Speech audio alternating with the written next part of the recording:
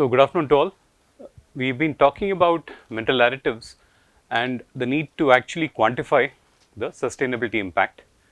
And we were talking about the methodology that can be utilized for sustainability assessment. The first is obviously to define the goal and scope. What is primarily the goal of the sustainability assessment?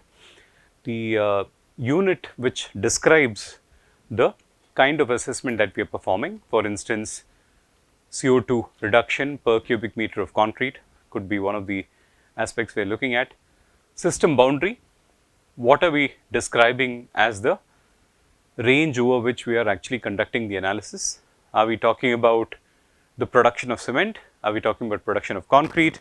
Do we consider extraction of raw materials also into the boundary? Do we consider the remaining life and reuse of constructed structures also into the life cycle? So, you can actually do sustainability impact assessment across a range of different system boundaries, but whenever you do the assessment, it is very important to describe very clearly what is the boundary that you are looking at. The second part involves the inventory analysis, trying to get an assessment of what are the values associated with specific processes and technologies that we are adopting. So, this includes possibly visit to cement plants, inventory data collection and analysis. We also then need to figure out what are the conversion factors that lead from that specific data into CO2. For instance, let us say we are using on a monthly basis certain tons of one type of fuel. But what does that mean with respect to CO2 and energy? What does 1 kilogram of that fuel contribute in terms of CO2 and energy? That is the kind of conversion we are looking at. Okay? And finally, we do a comparative analysis. In this case, the example that I have looked at is a comparative analysis of ordinary Portland cement, Portland pozzolan cement and LC3 or limestone calcined clay cement. So, let us look now at the life cycle of concrete. Much of the work that I am showing here is from the PhD thesis of one of our recent graduates, Dr. Anusha.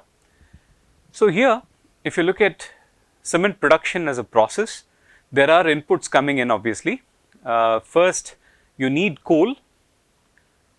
Coal is obviously needed to fire the calcination in the kiln, rotary kiln process of cement manufacture, right.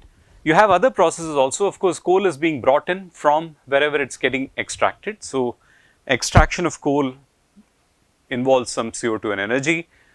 Transportation of coal to the cement plant also involves the same, right. You also have gypsum which is extracted and brought to the cement plant because gypsum is required for functioning as a set controlling material added in the final stages of cement manufacture. There may be some alternative fuels that you may be using also, right. In the mix of fuels that you put inside the kiln, apart from coal, there could be alternative fuels depending on how your fuel mixture is going to be. These materials will be variable. And we consider within the cement plant limestone extraction, because obviously the cement plant is going to be located right next to the limestone mine. So, limestone mine is considered to be part of the cement plant, okay, and all your processes that happen in cement production are within that boundary. From the cement plant, the cement gets shipped to the concrete manufacturing unit or the ready mix concrete plant or batching plant as the case may be, right. Other materials that are going into the concrete, for instance sand, aggregate, your ground granulated slag or other mineral admixtures, they are also forming as part of your entire system making up your concrete. Now, steel production, why is that coming into the picture here? Because steel is contributing slag, steel production contributes the slag. Steel production could also contribute to the slag to make your blast furnace slag cement. In case the cement manufacture involves the production of blended cement, the slag could be contributed into the cement production also directly by the steel industry. From this, you produce the concrete of a given grade and that basically is taken to the site wherever construction is actually happening. Now, after the useful life of the structure, let us say a service life of 50 years or 100 years, there will be a stage where any further repair of the concrete structure may be more expensive than actually demolition and reconstruction. So, that is basically the end of your useful service life. And from then, what you could also do is either design a repair and retrofit strategy in case it is economically viable, or take up a demolition. When you do demolition, you can produce recycled concrete and feed that back into the concrete production. So now if you really consider the overall life cycle of concrete, it has to encompass all of these activities that have been looked at individually, right. So if you have to, let's say, keep a system boundary as concrete considering its entire life cycle, then it becomes a very complicated process, obviously, right. So very often we have system boundaries defined either just within the concrete production unit, that means you receive all the raw materials into the concrete plant and then churn out concrete. For every cubic meter of concrete that is shipped out of the gate of your concrete production unit, you can then calculate the net CO2 emission, net energy, and so on and so forth, right. But for that, you also want to know what would be the background in terms of the raw materials and the energies involved in their extraction processes. So all that has to be taken care of. So it's a little complicated to really put this together, but then you need to have a very good overarching view of the entire process and outline each and every activity that is involved in the process if you really want to do a good job with life cycle assessment. Now, all of these processes also involve the use of electricity, right. So that further complicates your entire process. So the electricity basically could be from coal-fired thermal power plants, it could be from biomass, from hydro sources, from wind sources, solar, nuclear, and so on and so forth. All of that is being fed into the grid, and from the grid, all of these processes are drawing electricity to complete all the processes. So again, that is also another component that will actually come in, electrical energy that is required for all of these activities. And on the other hand, you also need water, yeah. For all of these processes, water is absolutely required to really take up the process. The only thing is, water or its use directly does not really involve a CO2 or an energy footprint, right, unless of course you need to pump water. So there will be some energy or CO2 release associated with transportation or pumping of water.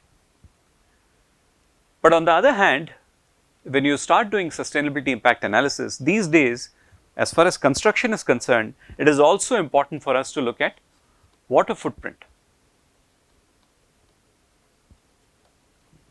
We often define sustainability analysis in terms of CO2 and energy, but it's also important for us to start considering water footprint, because that's a very important ingredient of your overall life cycle estimation. Because increasingly we have shortage in good quality water, and the more optimal utilization, the better for the construction project, right. Right. So again, system boundaries have to be defined properly, right. For instance, if you're talking just about clinker production as the process, then you can define, let's say, a ground to gate system or a gate to gate system. Now, gate simply means the gate of the cement production plant. Ground to gate implies something that involves the extraction of the raw materials also, in addition to the processes that take place within the cement plant. So let's look at all these processes that are taking place here. Okay, so here the raw materials are getting extracted. This is outside the gate of the cement plant, right. There are fuels that are getting extracted, which are then getting supplied to the cement plant to actually produce the cement clinker in the kiln. Alternative fuels are also getting extracted or obtained from other sources and coming into the cement plant. So here all of these are basically fuels, your pet coke, coal, farmer waste liquid, carbon black, farmer waste solid, all of these are basically your alternative fuels that are coming in. So entire fuel mixture then goes into the coal mill, right, and has to get ground to a size which is easy to fire. You don't work with coarse materials, this is actually needs to be milled down to a size which is easy to fire. Okay. On the other side, you have the raw materials which are contributing all of your your cementing materials, for instance, the limestone extraction that actually happens in the quarry. Okay. From the limestone crusher, you are actually getting the limestone and storing it in individual silos. You may require different quantities of other materials to make up your necessary composition in terms of aluminum oxide, iron oxide and so on and so forth. Then you have a raw mill which basically grinds the material into a size which is small enough to produce your material which can be blended together and fired in the cement kiln. So, again the details of each and every process that are actually undertaken need to come in along with the quantities of these materials, in order to do a comprehensive analysis of the CO2 and energy impact. Okay. Now, in this case, for the example that I have chosen here, we are trying to do a life cycle assessment of cement. The goal is to calculate energy and CO2 emission due to cement production. So, it is defined in such simple terms, just to calculate the CO2 and energy emission due to cement production. The scope, the product system is an integrated cement plant which has a dry processing technology. What is a dry process plant? In the old days, people were using wet process plants. Wet process plants were used to blend the raw materials together in a much more uniform fashion. Today, we do not do that. We have raw materials which are essentially having less moisture content. Then we send them together into a pre-calciner or a preheater, and then from there the material goes into the kiln. In the wet process plant, before the pre-calciner or preheater process or before the kiln process, there is actually a blending of the materials that happens in the wet state. So, a lot of water is involved in the process, but these plants are not really existing in large numbers nowadays. Most plants today are integrated cement plants with dry processing technology. You have to distinguish the integrated cement plant from other plants which are also known as grinding units. Apart from integrated cement plants which are located next to limestone sources, it may be worthwhile for cement companies to set up grinding units in several locations where they ship all the materials which are required to produce the cement, including clinker, fly ash, limestone, etc. And then all you have to do in the grinding unit is simply grind everything together and produce as a Portland cement or a Portland pozzolan cement or a Portland slag cement, as the case may be. Okay, that is called a grinding unit. When the cement plant has limestone extraction and limestone processing, the kiln burning and everything, then it is called an ICC or ICP or integrated cement plant. Okay. The functional unit across which we are calculating the CO2 emissions and energy emissions is 1 ton of cement. So, to produce 1 ton of cement, so much CO2 is evolved, so much energy is required. Okay. And system boundary is defined here in 2 ways. One is ground to gate, the other is gate to gate. Again, coming back here, ground to gate also involves extraction of fuels and raw materials. Gate to gate simply means that these are already inside the system. Now, can you define CO2 and other sustainability impacts? Right. So, let us consider the process map in the case of a plain cement, that is ordinary Portland cement, right. So, we have various raw materials that are coming into the process. You have limestone.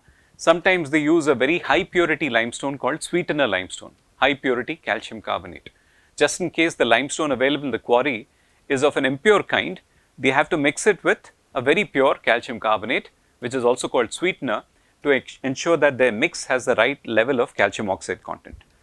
Hematite, which is iron source, clay, shale, these are silica sources.